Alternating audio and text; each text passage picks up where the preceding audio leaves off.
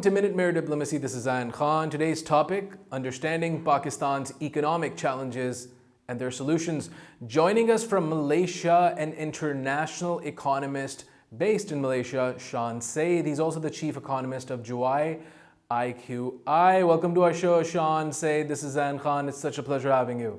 Thank you very much, Zain. Thanks for having me in your show. Always a pleasure. Shan Saeed, what are the 2 or 3 most pressing economic challenges facing Pakistan in the near future? Zain, if I were to analyze Pakistan's economy at this point of time, I think the number one challenge is to have macroeconomic stability. What do I actually mean when I say macroeconomic stability?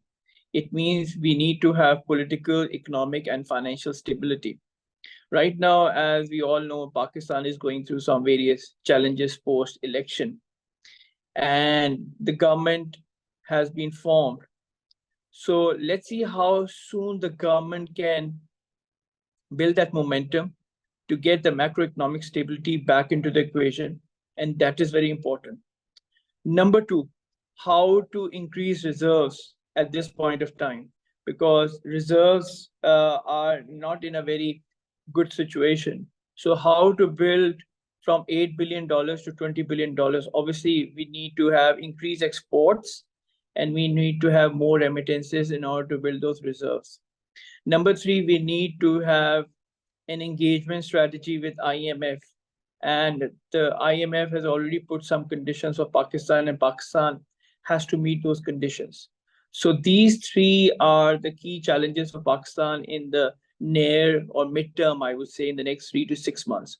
So if we can overcome these challenges, I think we could be in a situation whereby we can achieve an appreciable GDP growth rate by 30th June 2024.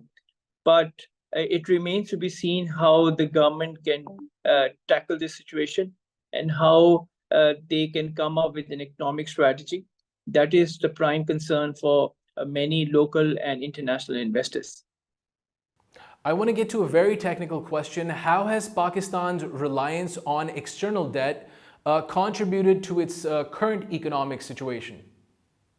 Zain, this is a very good question, taking into account that whenever a country goes for external debt, it has a relationship with the GDP growth, the external debt that you undertake, how it can contribute to the GDP growth of the country.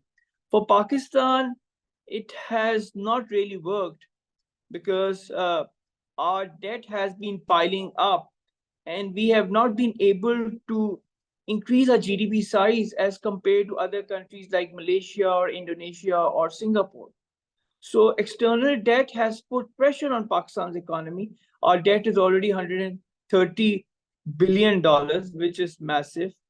And how we are going to pay off this debt in the next 5 to 10 years, it's a huge challenge. If you recall, Zain, in 2010, Greece made a default on its payment, and Greece was totally bankrupt in 2010. And by 2015, I still remember 30th June 2015, the Greece government put a moratorium on all its citizens that they could not withdraw 60 euros out of the bank account. So the Greece government took on a lot of debt, and it did not really help the government in addressing or in pushing the GDP growth.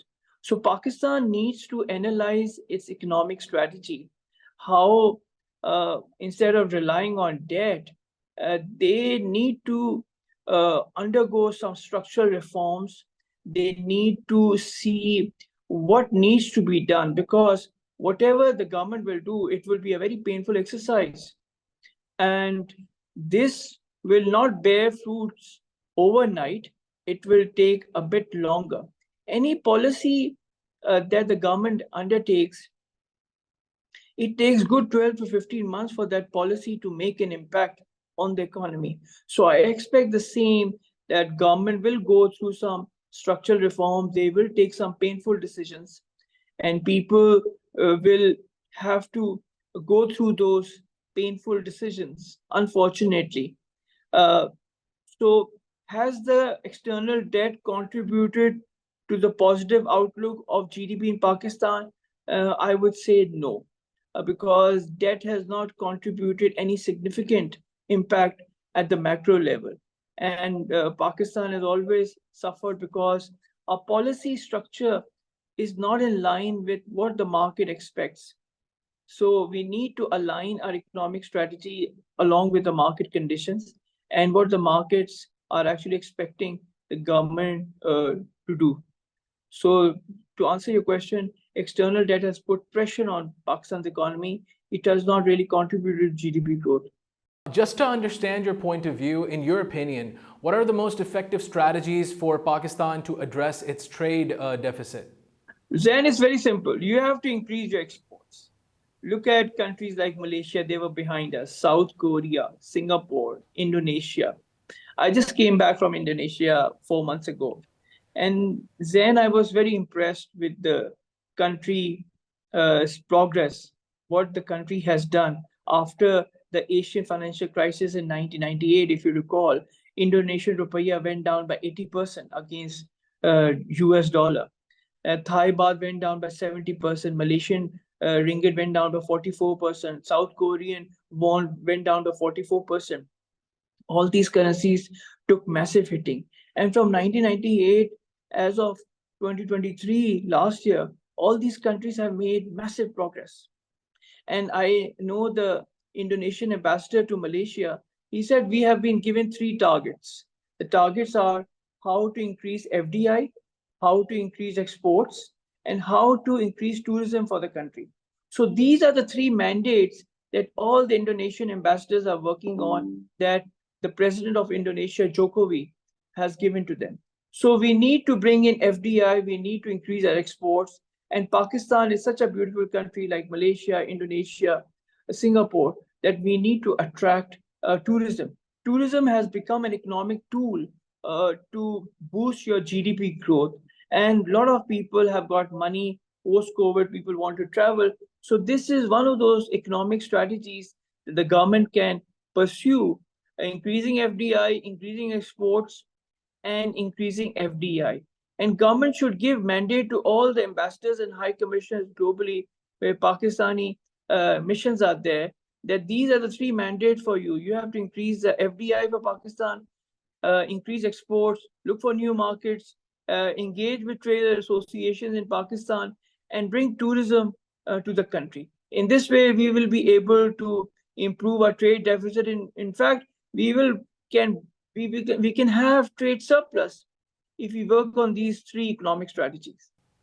Mr. Shan Saeed, let's talk about the role of investments. What role can foreign investment play in promoting economic growth and stability within Pakistan? Foreign investors can play a massive role in bringing positive outlook for Pakistan. We at Juwai IQI, we have opened a new office in Karachi. So we are like a multinational company. We are present in 20 countries. Our head office is now in Kuala Lumpur. We see a lot of potential in Pakistan because 250 million people, they need housing. And there are a lot of opportunities for people to go into the housing sector, because housing sector is one of the biggest sectors in the world globally. It contributes significantly to the overall macro equation in the GDP equation. So I think we believe that Pakistan's outlook, yes, it is going through some challenges, but overall, 5 to 10 years down the road, we see a lot of potential in the country. We see a lot of FDI coming to the country because nobody can leave Pakistan. A population of 250 million people, consumption-oriented society, very, very low saving rate. This is an ideal for any multinational company because people want to spend money. So I think this is a good opportunity for any investor to come into the country and take position. And at Juwai IQI, we believe we are making a strategic call on Pakistan, and we think that Pakistan can make a turnaround in the next 5 to 10 years. How can Pakistan tackle the energy crisis and mitigate its impact on business and citizens? This is again a very pressing issue, Zain, that you have brought in. Energy is where we have to focus a lot. I give you a very small example of China. 22nd December 1978, when Deng Xiaoping started economic reforms, they had 400 million people without electricity. Imagine in 1978, when Pakistan was enjoying electricity, all the citizens, we had good electricity supply in 1978. Chinese economy, 400 million people were without electricity. What Deng Xiaoping did, he's created 5 energy companies. And the task was how to reduce energy crisis and how to provide energy. They went on coal. Pakistan cannot go on coal. We can go on natural gas. LNG is the future. Tomorrow I'm meeting some diplomats in Kuala Lumpur, and I'm talking about LNG. LNG is the future of energy because most of the countries, as you know, about carbon emissions and climate change, and countries are going into green technology and climate friendly technology. So natural gas is clean, is in abundance, and is cheap. Coal, on the other hand, yes, China is still relying on coal, India is still relying on coal, UK, Germany, most of the European countries are still relying on coal. And if you see McKinsey's report, by 2050, coal, oil, and natural gas will remain the major energy mix. So Pakistan can review its energy policy and see how we can bring down the cost of this energy, which is too high. Every country needs 3 things. You need cheap money, you need effective monetary policy with lower discount rate, you need productive labor, and you need cheap energy. If you have these 3 ingredients, your economy can really boost in the long run. And what these ASEAN countries, or China or India, have done, they have effectively followed these 3 policies, 3 ingredients for economic progression. That is cheap energy, lower the energy cost, because your life and my life, it depends purely on oil and gas. So if you bring down the energy cost, you have productive labor force, people are educated, they can speak in good English, they can use technology, AI, and all these stuff. And most importantly, if you have an effective monetary policy where the credit is cheap, where the credit is at the lower side, and the entrepreneurs, local and international, can borrow money at an effective interest rate, whereby they can make money and they can contribute to the overall GDP size. So I think Pakistan needs to focus on giving energy to the whole country. And in this way, we need to see where we can reduce our costs, which element of energy mix is, we need to phase out in the next 3 to 5 years. Obviously, nothing can be done overnight. It's a long-term game. So how we can reduce our energy costs so that we can pass on the benefit to the entrepreneurs, local and international, so that we can make an effective economic growth, not only in the short run, but also in the long run. I want to get to a very important question. What structural reforms do you believe are essential for long-term economic sustainability within Pakistan? Zain, again, this is a very important question. I think we need to adopt 2, 3 structural and economic reforms that other countries are doing. One is we need to have macroeconomic stability, which includes your political stability, economic stability, and financial stability. Secondly, infrastructure has become a big investment. And infrastructure investment has direct correlation with GDP growth. And one of my Nobel laureate professors, Robert Fogel, in 1964, wrote a paper how infrastructure investment has strong correlation with GDP growth. And he studied about Japanese railroad system called Shinkansen and American railroad system. And he came up with this analysis that infrastructure investment contributes 0.2 to 0.7% to the overall GDP growth.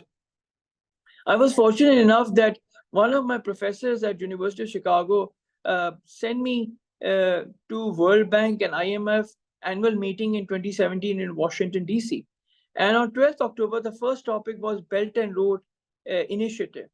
And over there, one of the most prominent and authoritative figure in the corporate world, Sir Richard Branson, the owner of Virgin Atlantic Airline and Virgin Music, was there. And he said, BRI, Belt and Road, is the only infrastructure investment strategy that can spur growth globally. So, people would listen to him very, very carefully. And that clearly signifies the importance of infrastructure investment and its impact on the overall GDP equation. Secondly, I am a strong believer of education. How countries like Indonesia, Malaysia, South Korea, Singapore, Japan, Poland, UAE, Qatar, Turkey, they have made economic progression by investing in human capital. And again, I cite my Nobel laureate professor, Gary Becker, who got his Nobel Prize talking about the investment in human capital and how human capital can effectively, contribute to the GDP growth in 1992. So he was a big advocate of human capital. In my opinion, if we want to change the economic destiny of Pakistan, we have to invest in female education. And female education has, again, direct correlation with GDP growth. I have given examples of the countries. And this is not my idea. This is my mother's idea. I've stolen this idea from my mother. My mother said, if we want to change the economic strategy of Pakistan in 1986, we were having lunch on one of the afternoons. And she said to my late father, if you want to change the economic destiny of Pakistan, we have to invest in female education. So what I'm doing right now is plagiarism. It's not my idea. This is my mother's idea. So I think government needs to address on education, giving people access to technology. They need to encourage students to take up AI, become data scientists, learn how the chat GTP operates. And, all these things are available for the community and for people. So government needs to address these things. And I give you one small example of Germany. In 2001, Economist magazine ran a cover story, Germany, the sick child of Europe. And what Angela Merkel did, the ex-chancellor of Germany, she studied the market and she said what is required in the market. And then she encouraged people to learn those skill set so that the skill set are aligned with the industry and the market and the job market conditions. So what she did, she invested heavily in human capital, in German workers, because the fall of Berlin and, East meeting the West, East was very poor and West was still, making a healthy grounds economically speaking. And then everybody lifted. Why? Because, by investing in human capital, their skill set matched the job requirements of the economy. So Pakistan needs to do the same. The government needs to engage with industry gurus and industry players, that how we can address the unemployment situation in Pakistan, how we can provide job opportunities, how we can provide empowerment, not only to women, but also to men. So I think government needs to do that. The first is infrastructure, second is education, and the third, perhaps the most important thing, government needs to go all out in increasing its GDP size. And how do you increase your GDP size? By providing economic confidence in the economy. When you give economic confidence to local investors, the foreign investors automatically, they come along. You see, the stock market right now is booming because the valuations are still very low in Pakistan. So that's why people, the foreign investors and local investors, are investing heavily in the stock exchange, because they see post-election the economic boom can take off very quickly once the government is formed and macroeconomic stability comes into the picture. So the government needs to do these three things: infrastructure, investing in human capital, technology, and thirdly, expanding the GDP size, increasing trade. That is the need of the hour. Thank you so much, Shan Saeed, for being on Minute Mayor Diplomacy. It was a pleasure having you. Thank you, Zain. This was Shan Saeed, an international economist based in Malaysia, also the chief economist of Juwai IQI. We were discussing the topic of understanding Pakistan's economic challenges and their solutions. Until the next episode of Minute Mayor Diplomacy, this is Zain Khan. Take care. Goodbye.